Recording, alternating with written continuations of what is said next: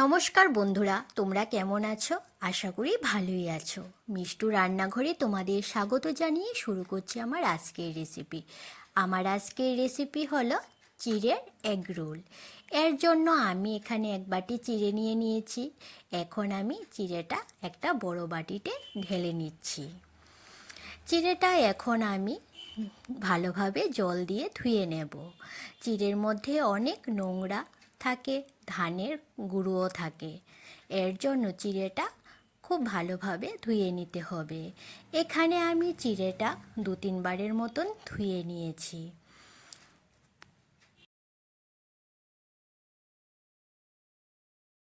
চিড়েটা আমার ধোয়া হয়ে গেছে। এখন আমি এর মধ্যে দিয়ে দিলাম জল।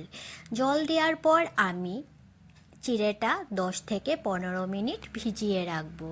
10 মিনিট চিড়েটা ভেজানোর ফলে চিড়েটা খুব সুন্দর করে ভিজেছে ও ফুলে উঠেছে। এখন আমি চিড়েটা জল ঝরিয়ে মিক্সিং বাটিতে দিয়ে দেব। চিড়েটা আমি খুব ভালোভাবে পেস্ট করে নেব। এর জন্য মিক্সিতে দিয়ে চিড়েটা আমি পেস্ট করে নেব। চিড়ের এগরোল আমি কিভাবে বানাচ্ছি তা দেখার জন্য তোমরা পুরো ভিডিওটা দেখতে থাকো, না হলে বুঝতে পারবে না যে আমি চিড়ের এগরোলটা কিভাবে বানাচ্ছি। চিড়েগুলি আমার বাটিতে নেওয়া হয়ে গেছে। এখন আমি চিড়েটা খুব সুন্দরভাবে পেস্ট করে নেব। চিড়েটা দেখো খুব সুন্দরভাবে পেস্ট করা হয়ে গেছে। খুব আঠালো আঠালো হয়ে গেছে।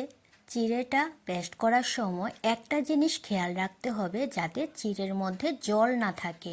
যদি জল থাকে তাহলে চিড়ের পেস্টটা ভালো হবে না, এই রকম আঠালো হবে না। এখন আমি চিড়ের এই পেস্টটা থালায় নিয়ে নিলাম। চিড়েগুলি থালায় নেওয়ার পর এখন এর মধ্যে আমি দিয়ে দেব 4 চামচের মতন আটা। আমি এখানে আটা ব্যবহার করছি, তোমরা চাইলে ময়দাও দিতে পারো। এখন আমি এখানে 4 চামচ আটা দিয়ে দিলাম। এখন আমি এর মধ্যে দিয়ে দিচ্ছি পরিমাণ মতো নুন। এখানে আমি ছোট চামচের 1.5 চামচের মতো নুন দিয়ে দিলাম। আর দিয়ে দিলাম 1 চামচ চিনি। সব কিছু দেওয়ার পর চিড়েটার সাথে আমি সব কিছু ভালোভাবে মেখে নেব। ভালোভাবে মেখে রুটি করার সময় যেমন একটা ডো তৈরি করতে হয়, এই রকমই আমি একটা ডো তৈরি করে নেব। এই চিড়ের রুটিটা করার সময় অবশ্যই একটা কথা মনে রাখতে হবে যে চিড়েটা যখন আমরা জল ঝরাবো তখন চিড়ের মধ্যে যাতে অল্প পরিমাণও যাতে জল না থাকে। যদি জল থাকে তাহলে এই রুটিটা বানানো ভালো হবে না। সব কিছু দিয়ে চিড়েটা মেখে একটা সুন্দর ডো বানিয়ে নিলাম। এখন আমি এর মধ্যে দিয়ে দেব অল্প পরিমাণ সাদা তেল। ডোটা বানানোর পর অল্প পরিমাণ সাদা তেল দিয়েছি, কারণ এই অল্প পরিমাণ সাদা তেল বা ঘি দিলে তাহলে এই ডোটা হাতে লাগবে না, কারণ ডোটা একটু নরম নরম হয়েছে। এটা যতই তুমি আটা বা ময়দা দাও, এই ডোটা শক্ত হবে না। এর জন্য হাতে অল্প পরিমাণ তেল নিয়ে নিয়েছি, যাতে হাতে না লেগে যায়। এইভাবে আমি চিড়ে আর আটা মিলে একটা সুন্দর ডো বানিয়ে নিলাম। এখন আমি রুটি করা শুরু করে দেব। এই অংশটা থেকে আমি অল্প পরিমাণ অংশ নিয়ে নিয়েছি, যতটুকু আমার প্রয়োজন। এই প্রয়োজন অনুসারে আমি অল্প একটু অংশ নিয়ে নিয়েছি। এখন আমি রুটি যেভাবে করে সেইভাবে আমি একটা রুটি বানিয়ে নেব। রুটিটা বেলার সময় মনে রাখতে হবে যে তুমি আটা দিয়েই বেলো বা ময়দা দিয়েই বেলো, এই আটা ময়দার পরিমাণটা একটু বেশি নিতে হবে, না হলে রুটিগুলি রুটির চাকিতে লেগে যেতে পারে। আর বেলতে হবে খুব আস্তে আস্তে, না হলে ভেঙে যেতে পারে। রুটিটা দেখো খুব সুন্দর হয়েছে আর গোলও হয়েছে। এই একই রকমভাবে আমি বাকি রুটিগুলিও করে নেব। এখন এই রুটিটা আমার হয়ে গেছে, এই রুটিটা আমি থালায় নিয়ে নিচ্ছি। এই রকমভাবে আমি বাকি রুটিগুলিও করে নেব। আগের রুটিটার মতন এখন আমি আরেকটা রুটি বেলে নিচ্ছি। এই রুটিটাও আমি খুব আস্তে আস্তে বেলে নেব। এই চিড়ের এগরোলটা কিভাবে বানায় তা দেখার জন্য তোমরা পুরো ভিডিওটা দেখতে থাকো। ভিডিওটা একটু সামান্য বড় হয়ে যাবে।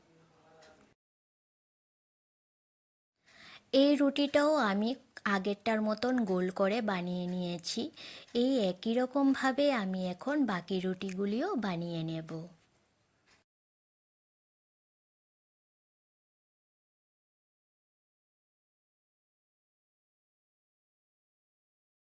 এখানে আমি 4টে রুটির মতন বানিয়ে নিয়েছি। রুটিগুলি আমার বানানো হয়ে গেছে। এখন আমি রুটিগুলি সেঁকে নেব। এর জন্য আমি গ্যাসে একটা তাওয়া বসিয়ে দিয়েছি। এখন আমি একে একে রুটিগুলি সেঁকে নেব। চিড়ে দিয়ে তো তোমরা অনেকেই অনেক কিছু খেয়েছো। চিড়ে দিয়ে কে কে এগরোল খেয়েছো তোমরা আমাকে জানাবে। আর যদি না খেয়ে থাকো তাহলে তাড়াতাড়ি বানিয়ে ফেলো। চিড়ে দিয়ে এগরোল বানিয়ে বাড়ির সবাইকে খাওয়াও আর বাড়ির সবাইকে চমকে দাও। এই চিড়ের এগরোল খেতে খুব সুস্বাদু হয়। একবার বানিয়ে দেখো, খুব ভালো লাগবে।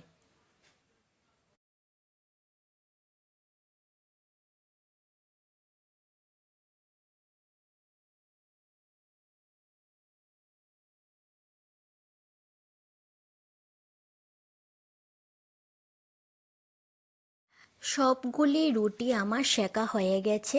এখন আমি সবগুলি রুটি প্লেটে নিয়ে নিয়েছি।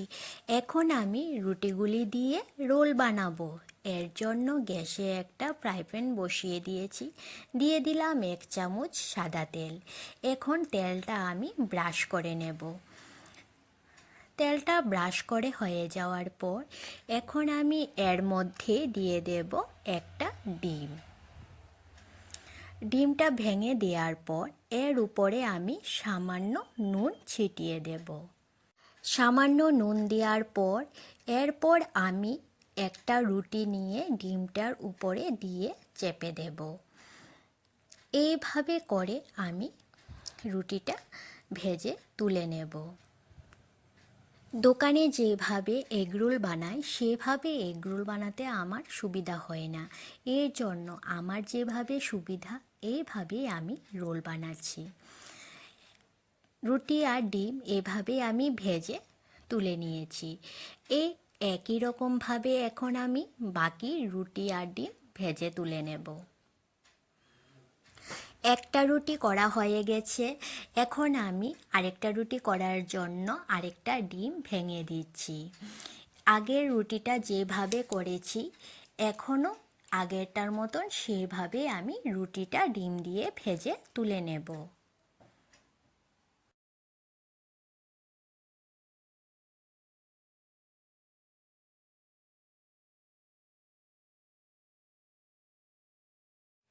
সবগুলি রুটি আমি ডিম দিয়ে ভেজে তুলে একটা থালায় নিয়ে নিয়েছি। এখন আমি রুটিগুলির রোল বানিয়ে নেব। এর জন্য প্রথমেই আমি দিয়ে দিচ্ছি কোচানো পেঁয়াজ, এর উপর দিয়ে দেব কোচানো শসা, তারপর দিয়ে দেব লঙ্কা টুকরো টুকরো করে কেটে রেখেছি ছোট ছোট, তারপর দিয়ে দেব বিট নুন। বিট নুন দেওয়ার পর এরপর এর উপরে দিয়ে দেব সস। সব কিছু দেওয়ার পর এখন আমি রুটিগুলির রোল বানিয়ে নেব।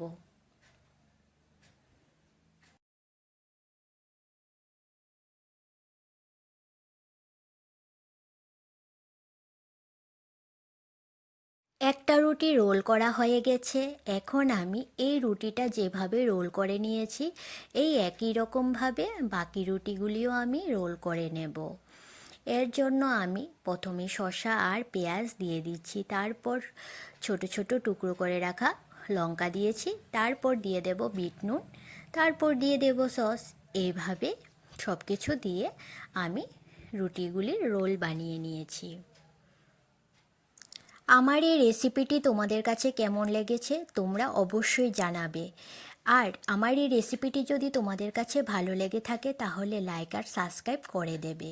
আমার ফেসবুক পেজ মিষ্টু রান্নাঘর, এই পেজটি ফলো করে দিও। আমার ফেসবুক পেজের লিঙ্ক আমি ডেসক্রিপশানে দিয়ে দিয়েছি।